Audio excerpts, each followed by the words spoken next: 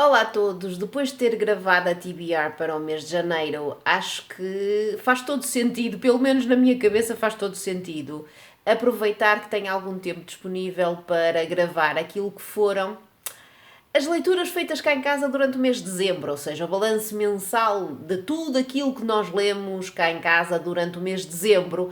Mês de dezembro que é sempre um mês bastante caótico, e eu pelo menos senti-o na pele muito mais do que senti o ano passado. O ano passado li imenso em dezembro e este ano não consegui ler tanto.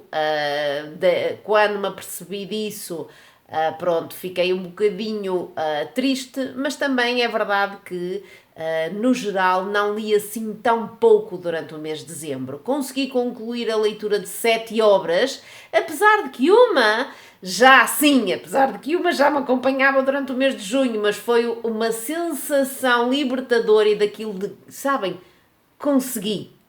Consegui, fiquei mesmo muito feliz e muito realizada de ter pelo menos conseguido, nem que tenha sido nos últimos diazinhos de dezembro, acabar aquilo que era a minha empreitada maior e que foi a minha empreitada maior de 2024 e que foi nada mais nada menos do que concluir a leitura da biografia do Nandinho. Sim, dessas 7 leituras que eu fiz durante o mês de dezembro, uma delas é a biografia de Nandinho. Claro que poderia dizer, foram, pai, nem menos, eu acho que foram menos de 200 páginas da biografia que eu li em dezembro, mas não interessa. Foi quando eu concluí e é então agora, durante este balanço, que eu vou falar finalmente dessa empreitada que foi ler mais de 1000 páginas da biografia do Sr. Fernando Pessoa.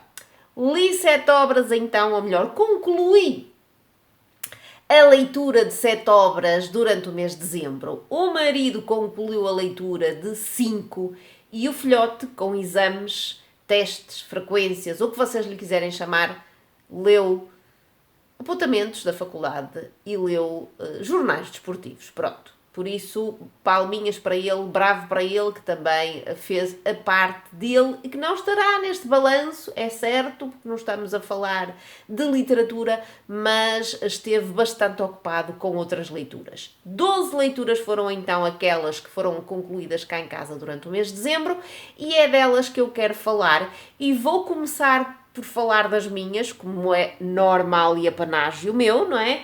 E vou começar pela biografia do Nandinho. Sim, vou começar por essa, não foi de maneira nenhuma aquela que eu concluí em primeiro lugar em dezembro, porque sim, agora já com a jacket ou com a sobrecapa, não é? Que eu tirei quando comecei a lê-la para não a estragar, vou dizer-vos que este parto começou no dia 24 de junho de 2024, eu ia dizer deste ano, mas já não estamos em 2024, e só terminou no dia 30 de dezembro de 2024. Sim, 6 meses e 6 dias para concluir a leitura deste calhamação. Deste calhamação que posso já dizer-vos, a ver se eu consigo estar com ele nas mãos durante muito tempo. É um calhamação que exige muito da nossa parte. Exige, vê-se pelo tamanho, vê-se pelo peso. Recordo-vos que eu nunca tirei esta biografia de cá de casa, lia sempre e exclusivamente dentro de casa. Nunca fui capaz de a levar para lado nenhum, nem quando fui de férias, porque o tamanho é este que vocês veem, e o peso vocês não o sentem, mas são 3,5 kg. E assim sendo, foi sempre uma leitura que eu fui fazendo nos pouquinhos que ia tendo cá em casa e também, é verdade, fui fazendo-a ao mesmo tempo que ia lendo outras obras. Por isso mesmo é que demorei tantos meses a concluí-la. Também, óbvio, não é uma leitura para se fazer rapidamente. É uma leitura que tem aqui dentro um trabalho ao qual eu faço mais do que uma vénia, as vénias todas que vocês quiserem fazer, um trabalho exaustivo, primoroso, de obra de arte, de obra-prima, deste autor, deste Richard Zenith, que já está a viver em Portugal há muito tempo, não é? E fez um trabalho espetacular, excepcional, e que nos faz ter uma visão muitíssimo completa daquilo que foi a vida, a obra de Fernando Pessoa e toda uma contextualização social e histórica, nomeadamente de Portugal, mas também da África do Sul e da Europa, porque Fernando Pessoa viveu numa época muito turbulenta a nível europeu e a nível mundial. É verdadeiramente um trabalho fenomenal, gigantesco, é certo, mas fenomenal e que, mais uma vez, digo, tenho que tirar o chapéu ao autor, tenho que lhe fazer mais do que uma vénia, porque isto é mesmo, mesmo brilhante. Foi uma leitura difícil, pelo tempo que me demorou, pela exigência de algumas partes, mas que me abriu as portas à vida de alguém que é fascinante. Não é o meu autor favorito, nunca foi desde que eu o estudei, desde que eu o estudei enquanto aluna, desde que eu o estudei enquanto professora. Não é o meu autor favorito, mas compreendo toda a gente que lhe chama de gênio e eu incluo-me nesse grupo que lhe chama de gênio, porque este homem foi verdadeiramente um gênio e é uma das melhores, uma das maiores personalidades, um dos maiores vultos da literatura portuguesa e inclusive da literatura mundial. Gostei imenso daquilo que o autor fez para abrir-me as portas do lado mais pessoal, do lado que era esse que eu mais queria saber, do lado mais pessoal, do lado mais, como é que eu ia dizer, rotineiro de Fernando Pessoa, do seu lado mais familiar, daquilo que sempre me suscitou muita curiosidade. Sou sincera que não ia à espera de saber muito sobre a sua parte literária, porque isso eu fui estudando com muita profundidade, sobretudo quando dei Fernando Pessoa enquanto professora, nos poucos anos em que dei português. Não era isso que me estava a apelar à leitura desta biografia e foi quiçá essa parte aquela que menos me agradou. É uma opinião muito pessoal, sou sincera, mas quando eu vou em busca de uma biografia, eu vou em busca daquilo que é mais a cosquice. Chamem-me o que quiserem, mas eu vou em busca daquilo que eu quero saber da vida do autor, neste caso de Fernando Pessoa. Era isso, eu queria conhecê-lo mais enquanto homem, e não tanto enquanto escritor. Eu sei que uma coisa está diretamente ligada com a outra, são coisas que são indissociáveis, era isso que eu queria dizer, mas não era a parte não era a parte, literária que mais me agarrava e que mais me interessava e da qual eu tinha mais curiosidade, não, era a parte mais pessoal. E adorei tudo aquilo que eu fiquei a saber de Fernando Pessoa, adorei as partes em que se percebe que este homem tinha 1001 projetos sempre na cabeça e poucos conseguiu concretizar, ia sempre procrastinando, ou por falta de dinheiro, ou porque não lhe apetecia, projetava 1001 coisas, se fossem elas associadas à literatura, fossem elas associadas a negócios, estava constantemente endividado, passava a vida a pedir dinheiro a todos, sejam familiares ou amigos, quase nunca pagava essas dívidas.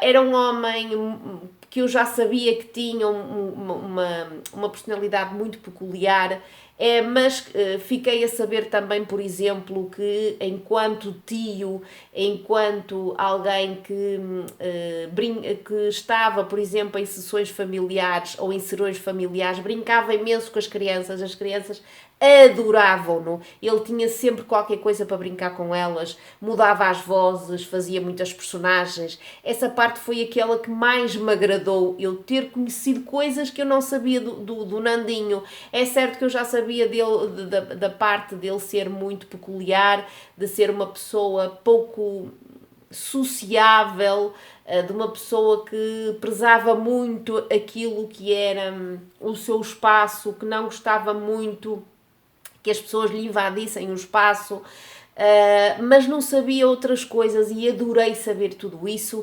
Adorei que o autor tenha, ao mesmo tempo que nos ia acompanhando a vida ou nos fazia acompanhar a vida do Fernando Pessoa, nos ia dando toda uma contextualização social e histórica de Portugal, da África do Sul, da própria Europa. Isso foi muito, muito, muito interessante. Já sabem que eu adoro a história do século XX, seja ela de Portugal ou a nível mundial.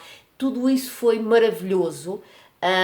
Foi uma leitura que se arrastou por muito tempo, mas que me deu muito prazer em fazê-la, muito, muito, muito, e que eu aconselho vivamente. Não sei se vocês são capazes de ler esta obra mais rapidamente do que eu. A Sofia do Ensaio sobre o Desassossego fê-lo, a Paloca das leituras da Paloca também o fez mais rápido do que eu.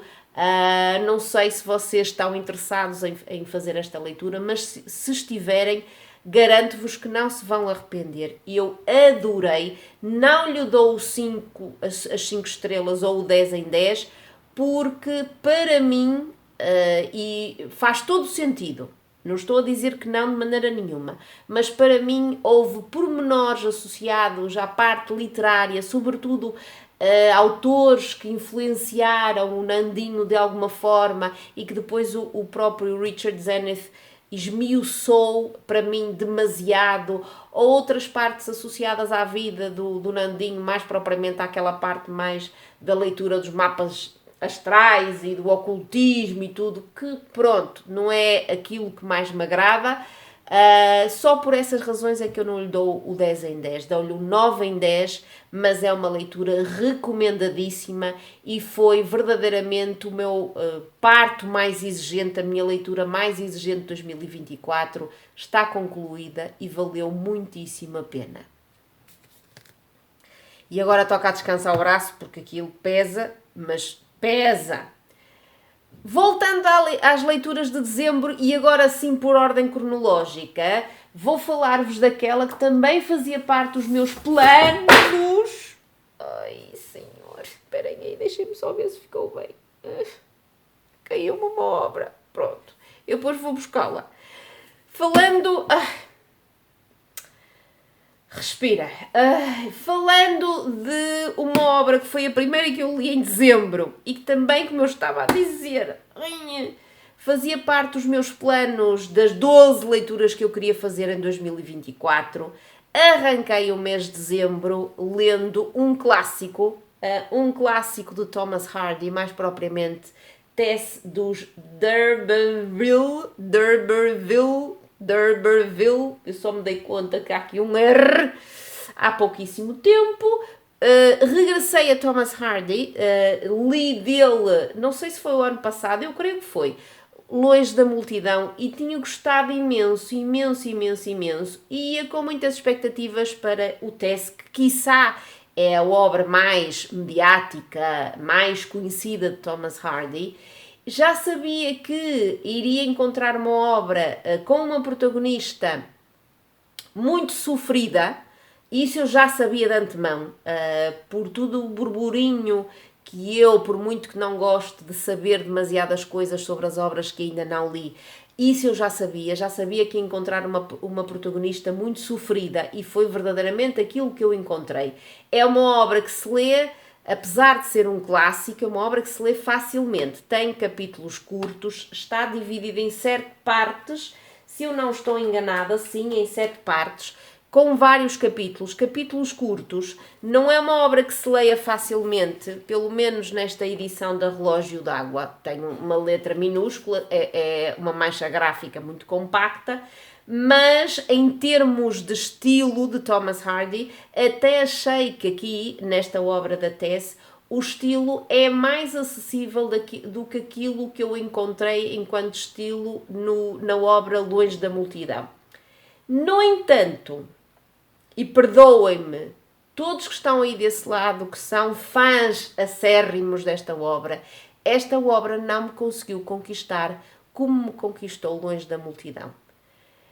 Podem achar muito estranho, porque eu gosto de obras sofridas, gosto de protagonistas sofridas, sejam elas no feminino ou no masculino, mas eu não fui capaz, por muito que esta Tess sofra, tenha uma vida sofrida desde que ela é muito jovem, até ao desenlace da obra, por muito que tenham uma família que, enfim, pronto, uns progenitores que, enfim, que de progenitores só são porque biologicamente foram os responsáveis pelo nascimento da Tess, mas de resto é uma miúda que pobre miúda, desde que é jovenzinha até passado uns aninhos, esta rapariga sofreu horrores. Sofreu horrores nas mãos da família, que foram indiretamente os responsáveis por toda uma tragédia que lhe aconteceu pouquinho tempo depois. Tragédia essa que maculou a sua vida a partir daí e que nunca a deixou ser completamente feliz, nunca a deixou pensar que tinha o direito e tinha a obrigação e tinha tudo aquilo que toda a gente tem à partida e que é um sonho de ser feliz. E esta rapariga, esta jovem adulta, nunca foi feliz. Desde o princípio da obra até ao final da obra, ela nunca foi feliz. E por isso mesmo eu estava à espera de gostar imenso desta obra e não fui capaz de gostar. Eu não fui capaz de criar laços com a Tess, por muito incrível e por muito estranho que isso vos possa parecer. A mim pareceu-me estranho, pareceu-me mesmo muito estranho e eu, de todas as personagens que moram por aqui, era obviamente com ela que eu teria que criar laços, porque as outras, pronto, não digo que são todas más personagens, não são todos vilões, mas era com ela que eu teria que criar laços e não fui capaz de o fazer, ou melhor, não fui capaz de o fazer completamente. E assim sendo, mesmo tendo em conta o desenlace, que é ainda mais trágico, eu não fui capaz de chegar ao final desta obra e dizer sim, gostei imenso de ler isto. Não. Dei-lhe um 7 em 10 e é uma das desilusões de 2024 porque eu estava à espera de muito mais e estava à espera, como vos disse, de criar esses laços com a Tess e ela merecia que eu criasse esses laços com ela e não fui capaz de o fazer. 7 em 10 está lida e pronto. Foi então das 12 obras para 2025 a penúltima que eu consegui ler antes de concluir a leitura da biografia do Nandinho. Também em dezembro li uma obra que já andava para ser lida pelo menos, sei lá, desde setembro ou outubro, e que eu ia protelando. Ia protelando porque dizia que já estava a ler a biografia do Nandinho e não me queria enfiar noutra biografia. E também porque não sabia se iria gostar desta obra, por muito que toda a gente me dissesse, sobretudo pessoas que têm gostos semelhantes aos meus, que eu iria gostar muito desta obra. Só que cheguei a ela agora em dezembro, porque sim, porque achei que ela merecia que eu a lesse agora em dezembro e ainda bem que o fiz. Olhem, é uma biografia, fez-me lembrar muito, há muita coisa semelhante e também muita coisa diferente, mas há muita coisa semelhante entre esta obra e falo-vos de A Lebre de Olhos de Âmbar, Uma Herança Escondida de Edmund de Vaux.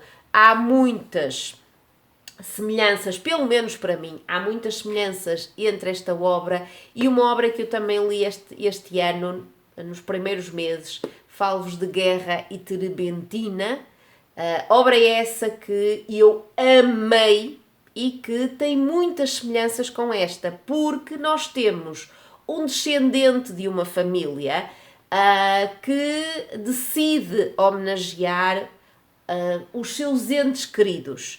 No caso de Guerra e Terebentina, o autor decide homenagear o seu avô.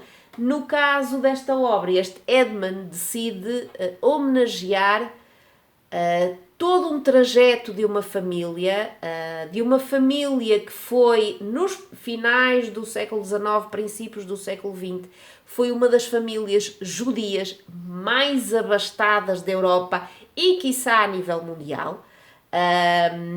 Edmund é descendente da família Efrussi, eu acho que estou a dizer bem o nome, Depois, se eu não me esquecer, até vos deixo ficar aí o nome da família, mas eu acho que sim, acho que é Frusci, sim.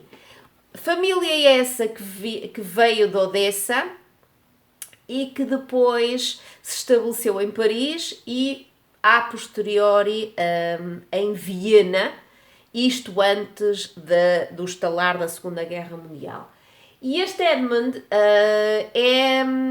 decide ir em busca desta herança escondida, decide descobrir mais sobre esta família, porque o seu tio-avô lhe deixa, quando morre, uma herança muito peculiar. Uma herança que é composta por alguma coisa que eu nem sabia que existia e que são umas peçazinhas japonesas que se chamam como é que é? Netsuke, umas peçazinhas de madeira ou marfim. Se eu depois me lembrar, também vos deixo ficar aí umas imagens. Esta lebre dos olhos de âmbar é um exemplo disso. E esse tio-avô, aquele tio Iggy, deixa-lhe ficar em herança esses Netsuke, que são 264. E o Edmund quer saber como é que essas peças japonesas chegaram à sua família, como é que elas vieram do Japão e chegaram à sua família nos princípios do século XX. Princípios do século XX, finais do século XIX. E é através desse trabalho e dessa pesquisa laboriosa que o Edmund vai fazer que ele vai próprio perceber mais quem foram os seus familiares, como é que eles eram quase donos de Paris ou de Viena, como é que era essa mesma família, que lugar é que teve essa coleção dos Netsuke, não sei se estou a dizer isto bem, não é? Na sua família, e como é que esses Netsuke foram passando de geração em geração e ao mesmo tempo ele vai percebendo quem eram esses familiares, o que é que eles eram, como é que eram as suas vidas e tudo aquilo que lhes aconteceu quando o Hitler chegou ao poder e fez aquilo que todos nós sabemos que fez, quando ele começou a perseguir tudo aquilo que eram famílias judias, primeiro na Alemanha, depois na Áustria e depois a nível europeu. Vamos perceber tudo isso e foi uma leitura que eu fui fazendo com cada vez mais gosto, cada vez mais gosto, cada vez mais gosto, e foi-me apertando o coração, sobretudo quando o Edmund se apercebe de tudo aquilo que foi o pós-Segunda Guerra Mundial, o ficarem os seus entes queridos, não é? Os seus antecedentes, como é que eles ficaram praticamente sem nada e como é que ficaram inclusive sem pátria e sem a própria identidade. Isso tudo mexeu muito comigo, adorei esta leitura, é uma leitura que nos vai agarrando à medida que nós vamos acompanhando esta pesquisa, esta jornada deste Edmund para conhecer melhor a sua família, à medida que vai querendo saber mais sobre esta herança escondida.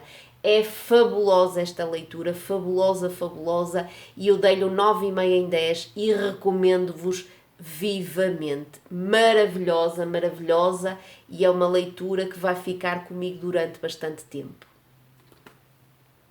Depois destas três, posso dizer-vos que li uma obra que eu já queria trazer da Biblioteca da Terrinha há imenso tempo, imenso, uma obra de não-ficção de um autor português que é um dos meus favoritos, e eu queria saber à viva força como é que ele tinha sido capaz de viajar para aquele que é o país mais isolado do mundo, para aquele país do qual nós sabemos muito pouco, mas que sabemos que é extremamente complicado, um ocidental, alguém que vive fora das fronteiras da Coreia do Norte, como é que é possível lá entrar e visitar o país? Falo-vos de Dentro do Segredo, de José Luís Peixoto. E nesta obra de não-ficção, este José Luís Peixoto, que tanto me agrada, tanto, conseguiu explicar-me como é que ele foi capaz em 2012 de entrar na Coreia do Norte e de passar lá 2 semanas e visitar muitos dos espaços. Foi uma maravilha e ao mesmo tempo muito assustador.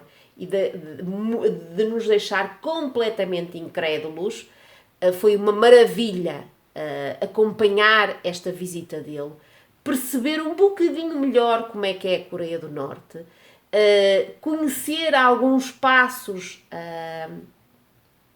que o José Luís Peixoto deu, conhecer alguns espaços, conhecer a capital, conhecer outras cidades, conhecer o famoso paralelo 38 que divide a Coreia do Norte da Coreia do Sul, conhecer um bocadinho daquilo que é a história da Coreia do Norte desde 1953, que foi quando acabou a guerra entre as Coreias, conhecer um pouco como é o povo norte-coreano e perceber a lavagem cerebral que aquele povo tem e que faz com que tudo aquilo que os imperadores dizem, eles aceitem, eles façam.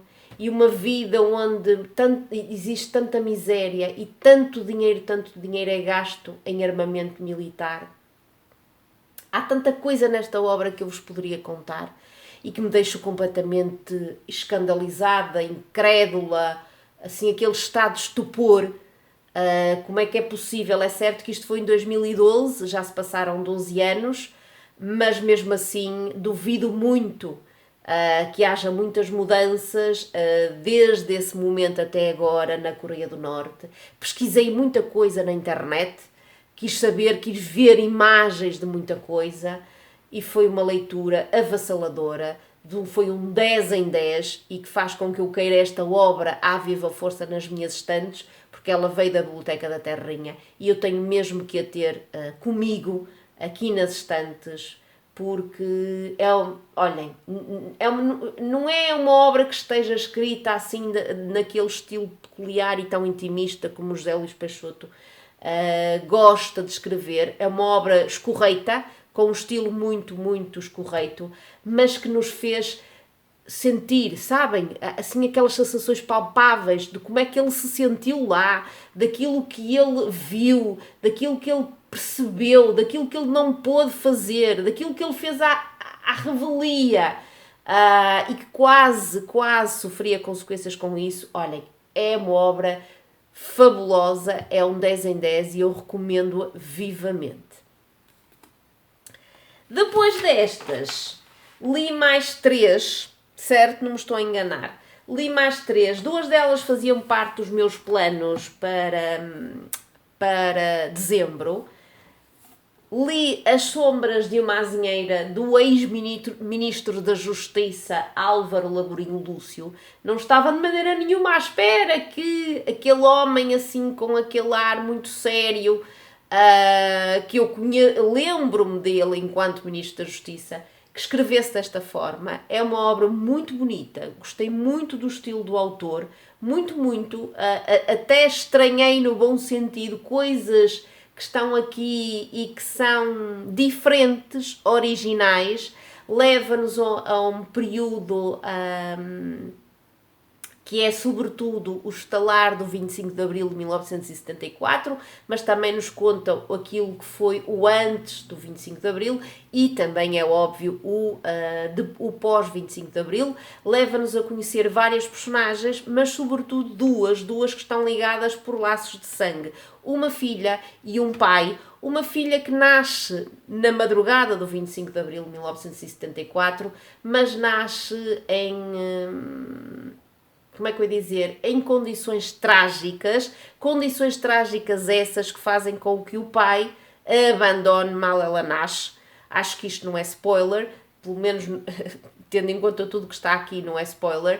E essa orfandade da filha que se chama Catarina, e uma vida completamente devastada depois do nascimento da Catarina, de João Aurélio, que é o seu pai, que nós vamos acompanhando e gostei mesmo muito daquilo que li aqui. Não foi uma leitura perfeita, acho que a segunda parte, pelo menos para mim, o autor encaminhou a trama para coisas que eu achei ligeiramente forçadas e algo inverosímeis, pelo menos para mim, mas de resto é um autor que me deixou muito curiosa em continuar a ler algo dele. Gostei muito do estilo, gostei muito do Alentejo, gostei muito daquilo que está associado às azinheiras e esta sombra das azinheiras. Gostei muito da Catarina e dessa sensação de orfandade e daquilo que é para ela um 25 de Abril que continua, passado tantos anos, a não fazer muito sentido por causa dessa orfandade. Gostei muito do João Aurélio, do pai dele, mas a parte final da vida do João Aurélio, para mim, não fez muito sentido, por muito que tenha aqui algumas explicações, não fez muito sentido e por essas razões eu dei à obra um 8 em 10, mas gostei mesmo muito e recomendo vivamente. E agora vou fazer uma pausa porque isto vai-me cortar de certeza absoluta. Estou de volta e a sexta obra que eu li em dezembro também fazia parte dos meus planos para dezembro. E foi uma obra que me deixou um quentinho no coração. Aliás, as duas últimas obras, aquelas das quais me falta falar, deixaram-me as duas um quentinho no coração. Por razões diferentes, é verdade, mas deixaram-me um quentinho no coração e isso fez com que o final do meu mês de dezembro fosse mesmo assim aconchegante, agasalhadinho, porque estas duas obras também o permitiram, para além de tudo o resto, não é? Porque estamos a falar de um mês e de datas associadas ao final do mês, assim aconchegantes e familiares e agasalhadinhas, mas estas duas obras também permitiram que o meu mês de dezembro ainda ficasse mais quentinho e mais agasalhado. Aquela que fazia parte dos meus planos para dezembro foi esta. É tempo de reacender as estrelas de Virginie Grimaldi. Já não me lembrava daquilo que me tinha levado a querer esta obra. Ela está cá em casa desde a Páscoa de 2023, mas posso dizer-vos que é uma obra a três mãos. É uma obra que nos chega através de relatos de três mulheres. De uma mãe que se chama Ana, da Chloe ou Chloé, não sei se estou a dizer isto em francês, e da Lily. A Chloé é a filha mais velha, a Lily é a filha mais nova. E estas três mulheres vivem juntas. A Ana está divorciada e está numa situação a nível económico muito aflitivo, não sabe o que é que há de fazer mais para conseguir trazer dinheiro para casa, está completamente endividada e não vê a luz ao fundo do túnel, de maneira nenhuma. Passa muito pouco tempo com as filhas, percebi nela aquilo que eu também muitas vezes sinto, que é aquela sensação de culpa, por causa de trabalho, por causa de tudo aquilo que é a vida, nós não termos muito tempo para dar aos nossos, nomeadamente aos nossos filhos. Ela passa muito pouco tempo com as filhas. E esse pouco tempo que ela passa com elas, tanto com a Chloé como com a Lily, não dá para que ela perceba que tanto uma filha como a outra estão a passar por situações difíceis. Situações diferentes, mas situações difíceis. Tudo nesta família de três mulheres, como vocês percebem, não está de maneira nenhuma tranquilo e pacífico, vai ainda ficar pior. E é nessa altura que a Ana faz aquilo que ela nunca pensou que iria fazer, ou seja, vai deixar tudo para trás, dívidas, casa, trabalho, tudo, e vai pegar nas duas filhas e as três vão se enfiar dentro de uma autocaravana, dentro de um pão de forma, acho que não estou enganada, não sei se era um pão de forma, mas pelo menos parece aqui pela imagem. Vão enfiar-se numa autocaravana e vão numa viagem rumo à Escandinávia. E mais não vos vou dizer, porque acho que já estou a dizer demais. É uma obra que, por tudo isto, por ser uma obra de drama familiar, de laços familiares e associada a uma viagem dessas assim intempestivas, sabem? Dessas que não estão nos planos e que nós decidimos fazer porque tem que ser.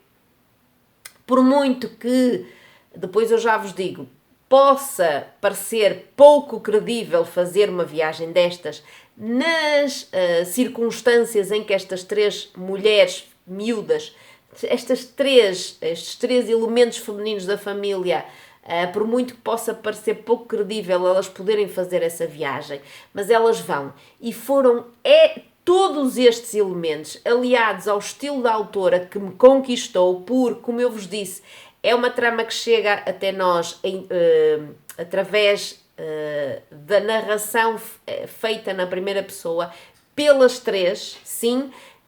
Cada capítulo está associado a cada uma dos três elementos ou das três mulheres desta família.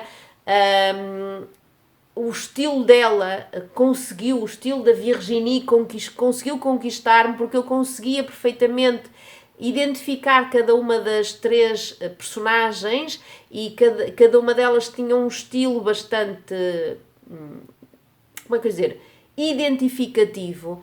Tudo isso fez com que esta leitura fosse quentinha e que me agasalhasse e que me deixasse com um sorriso nos lábios quando eu a terminei. Claro que choraminguei um bocadinho, mas foi uma leitura muito, muito quentinha, por muito que eu tenha percebido que há aqui determinadas coisas que não sei se serão possíveis na vida real, não é? Fazer uma viagem destas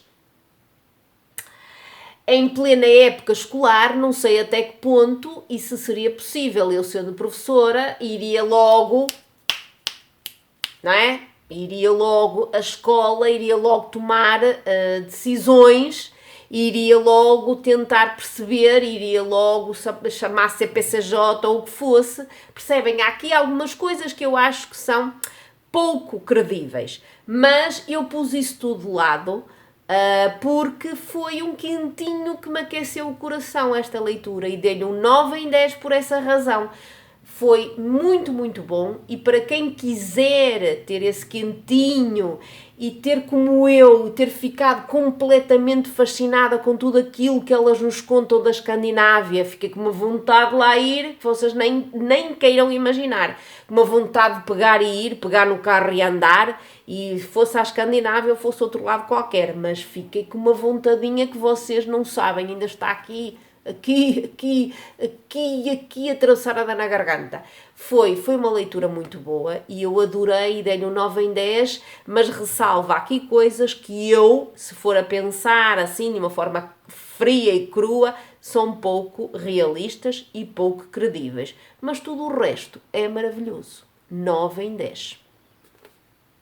A última obra que eu fiz, ou melhor, a última leitura que eu fiz em dezembro, não estava nos planos, mas fui buscá-lo ao Kobo, porque já estava na minha estante do Kobo há muito tempo, e é de um autor inglês da primeira metade do século XX. Pode ser até considerado um clássico da primeira metade do século XX inglês. E eu fiquei a saber da existência deste autor e, mais propriamente, desta obra, porque eu sigo já há uns bons anos um booktuber espanhol que tem um canal que se chama Trotalibros. E esse homem, esse Jan, fez aquilo que eu acho que muitos de nós gostaríamos de fazer. Ele criou uma editora e chama-se Trotalibros Editorial. É assim que se chama a editora dele e tem tido algum sucesso, pelo menos eu acho que sim. E uma das primeiras obras que Trotalibros Editorial publicou foi esta, Adiós, Sr. Chips. Uma obra que me levou a lembrar com tanta ternura do Stoner, sim, do Stoner, dessa obra que eu também vos deixo ficar aí a capa e que eu li há uns anos e que adorei e que me fez, que me apresentou um professor, tal como este Sr. Chips, um professor muito humano, um professor muito imperfeito, um professor muito banal, muito insignificante. E este Sr. Chips é um professor que passou a vida dele toda a dar aulas no mesmo colégio, neste caso num colégio inglês. fez lá toda a sua carreira docente, era um professor de línguas clássicas, como o latim e o grego, era um professor que tinha muita graça, que os miúdos achavam muita graça, que ele estava sempre com alguma piada. E era um professor, pronto, daqueles que, se formos a pensar assim friamente, pouco ou nada tem para ficar como um professor daqueles que não nos sai da lembrança, mas ao longo da obra é tanta a humanidade, tanto o carinho que nós ganhamos ao Sr. Chips, tanto, que até esquecemos que ele teve uma vida, pronto, uma vida muito banal, muito rotineira, muito corriqueira, mas é a maneira como o autor, que é James Hilton, nos faz ganhar carinho por este Sr. Chips, enche-nos o coração. E a mim, pelo menos, encheu-me o coração. E eu dei-lhe um 9 em 10. E adorei. E recomendo, claro que ele não existe em português, creio eu. Poderá ver em inglês. Há em espanhol, como vocês percebem que eu li, foi em espanhol que eu li, e foi uma obra que me encheu o coração e que eu recomendo, como eu já vos disse. E isto está grande como o catano. E eu ainda não falei das leituras do meu marido. E só vou falar agora. Pronto. Como eu vos disse, o meu maridinho concluiu a leitura de 5 obras durante o mês de dezembro. E os de pôr, once again, leu coisas que já caíram cá em casa no Natal e que vocês ainda não viram e que vão ver agora neste balanço mensal, se eu, entretanto, não publicar antes deste balanço aquilo que foram as nossas prendinhas livrólicas natalícias. Pronto, mas pronto, olha, já sabem como é que ele é. Das 5 obras que ele leu, e agora deixem-me buscar aqui, a primeira foi uma que eu li em outubro e que lhe aconselhei vivamente.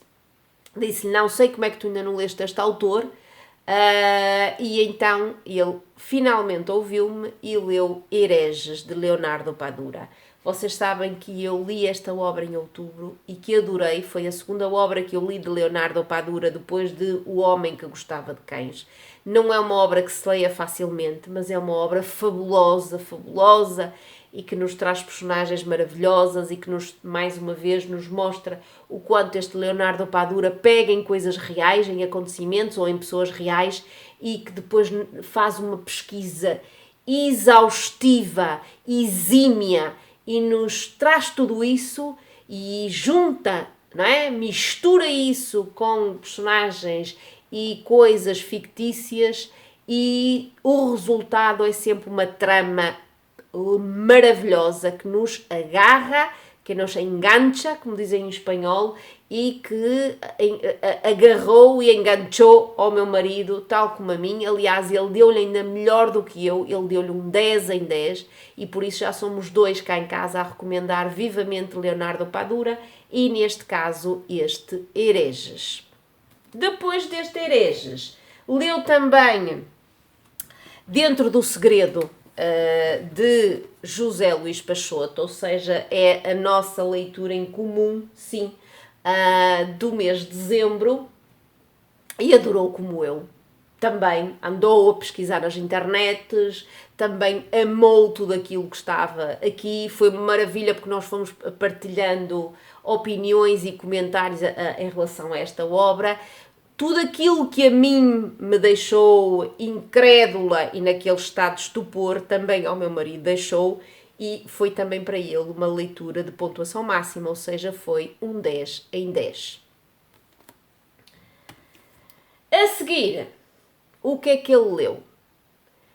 Adivinhem o que é que o meu maridinho recebeu no Natal. E aquilo que ele papou logo, a partir do dia 25 de dezembro. Não é muito difícil, se vocês já conhecerem o meu maridinho, daquilo que eu vou falando aqui sobre ele e sobre as suas leituras e daquele que é o seu autor português favorito, de certezinha absoluta. Não é muito difícil de adivinhar, não é? Sim, estou a falar do Zezito e estou a falar do Protocolo Caos. A Sua Excelência demorou menos de uma semana a papar isto. Estão a ver? Isto que tem mais de 600 páginas. E claro, adorou, como não, já estava à espera disso, não é? Deu-lhe um 10 em 10, foi-me falando um bocadinho daquilo que está aqui, foi-me contando do assustador que é ler esta obra, daquilo que está associado à Rússia, ao Putin, ao Trump, daquilo que esteve por detrás da primeira eleição do Sr. Trump, não é? E de outras coisas nas mãos do Tomás Noronha, não é? Que é mais uma vez o protagonista da obra. Há muita coisa aqui que, segundo ele, é verdadeiramente assustadora. Já sabem que eu não vou ler porque eu não vou muito à bola com o Zezinho, mas se percebo o quanto isto é assim viciante e faz com que tanta gente leia José Rodrigues dos Santos e porque esta obra está tanto tempo nos tops e porque é que tanta gente que eu conheço aqui, mesmo que está aí desse lado, lê o José Rodrigues dos Santos e ama e fica assustado, mas ama tudo aquilo que encontra nas suas obras. 10 em 10 e foi então a terceira obra que o meu maridinho leu durante o mês de dezembro. É certo que antes de começar a ler esta do Zezito, ele tinha começado outra no Kobo, associada à Coreia do Norte. Obra essa que eu também quero ler, que ainda não li, mas que quero ler, que eu descobri em espanhol e que está gratuito para quem tem o Kobo Plus. Falo-vos de Um Rio en la Oscuridad, eu não vou dizer o nome do autor, não é? Deixo-vos ficar aí a capa. É sobre alguém que nasceu na Coreia do Norte, pelo que eu entendi, e conseguiu sair das amarras da Coreia do Norte e conta de uma forma muito crua, muito bárbara, muito difícil de engolir, não é? Porque nos dá muitos murros no estômago, conta a sua experiência, a sua vida. É óbvio que o meu marido adorou, não é? E deu-lhe um 10 em 10 e me deixou ainda com mais curiosidade para ler essa obra. Eu sei que tenho quase a certeza que ela não está traduzida para português, ou se está traduzida, não está gratuitamente no Kobo, não sei. Se alguém souber, depois que me diga aí em baixo, mas foi um testemunho, foi mais uma obra de não ficção e foi mais um 10 em 10 para o meu marido. Aliás, tudo o que ele leu em dezembro, ele deu um 10 em 10. A última obra que ele leu também é uma das prendas que caíram cá em casa no Natal, mais propriamente para mim, não é? E ele já a leu. Eu, por muito que reclame e que diga que ele não tem nada a ler antes de mim, ele já a leu. E falo-vos de, voltamos à Coreia, neste caso à Coreia do Sul, e falo-vos de A Espera, desta autora sul-coreana e desta melhor novela gráfica do ano para o Washington Post e para a Forbes. Já muita gente leu esta obra, sei que é uma obra duríssima, é uma obra a preto e branco, já mora cá em casa, sim, já mora cá em casa. Veio então cá para casa durante o Natal e o meu marido, que é um estupor, não pode ver nada, já a leu e deu-lhe um 10 em 10 e adorou. Pronto. Olhem, peço-vos desculpa.